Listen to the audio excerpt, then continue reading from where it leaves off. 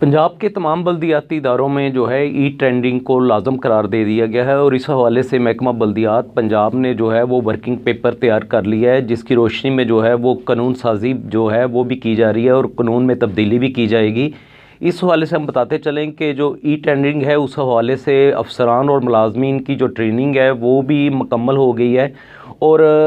जितनी आपकी Lahore metropolitan corporation समेत जो है वो म्यूनसिपल कॉरपोरेशन है, ज़िला कौंसलें और म्यूनसिपल कमेटियां हैं, वहाँ पे 1 लाख का भी अगर कोई टेंडर होगा तो वो ई टेंडरिंग के ज़रिए ही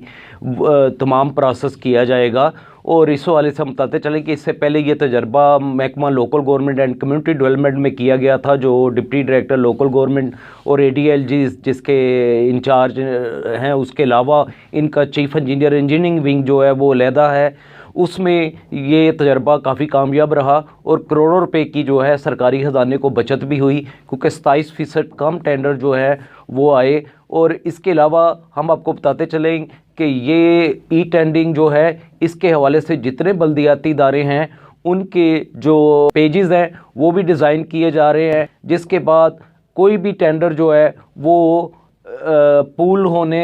की जो है इम्कानात वो भी ख़त्म हो जाएंगे और जो मनमानी अफसरान करते थे और जो करप्शन और बेज़ाब्तियाँ होती थी टेंडर्स में, वो भी काफ़ी हद तक उसमें कंट्रोल हो जाएगा। महकमा बल्दियात के मुताबिक कानून में तरमीम के साथ ही जो है वो बल्दियाती इदारों को बाकायदा गाइडलाइन जारी कर दी जाएंगी, जिसके बाद तमाम सिस्टम जो है वो ई टेंडरिंग पे मुंतकिल हो जाएगा। देखते रहिए बल्दियात टाइम्स। अल्लाह निगहबान।